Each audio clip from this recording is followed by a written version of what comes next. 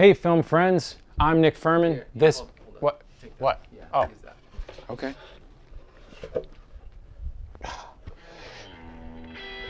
Oh, that's better. Welcome to the channel.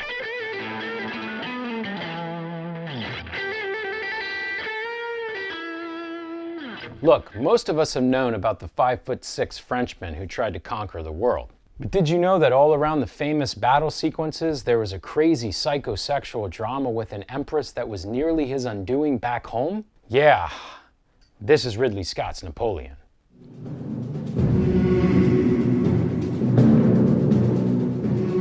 I mean, the short answer to the themes discussion is best summed up in a question. What are all movies starring Mr. Bonaparte about? Ambition, the quest for power, the thirst for battle, and masculine insecurity maybe? But is that what Ridley Scott's Napoleon is? Not really. Whatever else this is, it is decidedly not a character study. It almost seems like the real theme here is about personal insecurity in the face of not being able to produce a male heir. The way relationships, or a certain woman named Joséphine, can mess with the man's head, and then how he kind of takes that out on the battlefield. I think it's important to say at the jump that you may want to brush up on your French Revolution history before viewing this one. Napoleon is not interested in being an expository document of history, faithfully chronicling real-life events in detail, in the least. No, this film moves very fast from one historical event to the next. As far as what I loved, look, no one does big-scale filmmaking like Ridley Scott.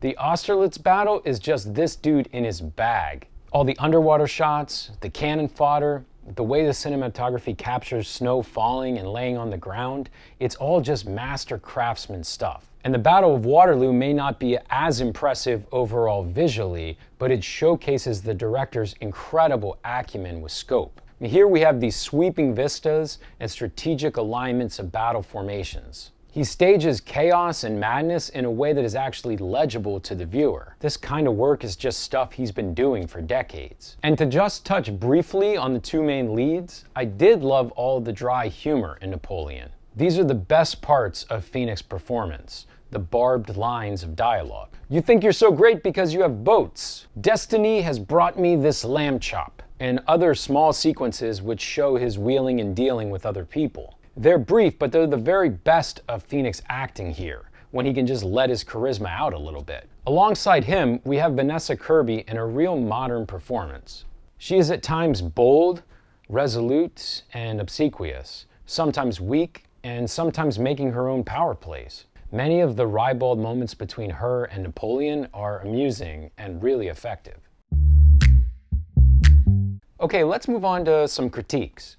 You know, I started to say it above. If you're looking for a historical deep dive, Napoleon is painting in pretty broad brushstrokes. It's all very speedy and honestly pretty surfacey. It moves from one military campaign to the next, but it doesn't really slow down enough to give us any character or motive to latch onto. Nor do we witness the how and why of Napoleon's rise and his overall governance. All the scenes of men at court talking about how the sausage gets made are just gone here. Now, I'm sure many of you, like me, have heard the rumors of a supposed Ridley Scott director's cut, which is 4 hours long and promises to fix all of these problems. But as it stands now, I couldn't help but find myself asking questions like, what purpose does the film serve? Why does it exist? And where is something for us to grab hold of on a human level? What's missing is motive and any real illumination on how one dude could get so many people to just follow him. I know how hard it is to get followers. Why don't you think about subscribing? I guess the film felt kind of empty or barren, no pun intended, in regards to this stuff. And Phoenix's performance is caught up in this mess too.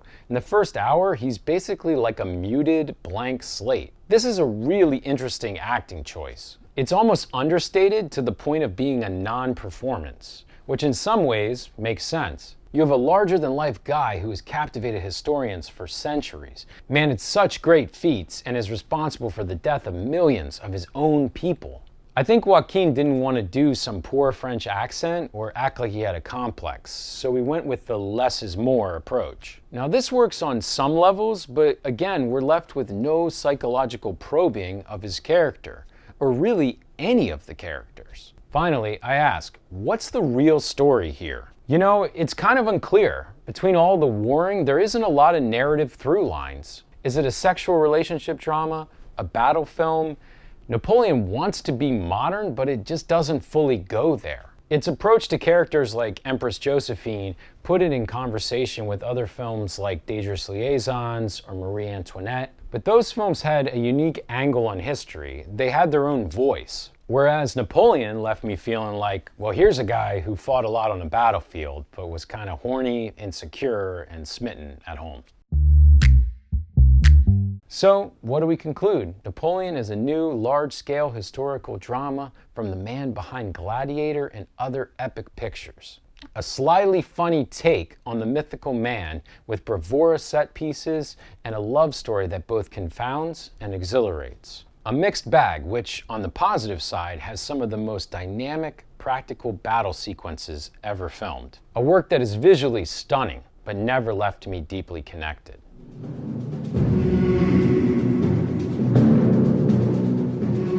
Well, there you have it. The only thing left to discuss is our rating for this picture.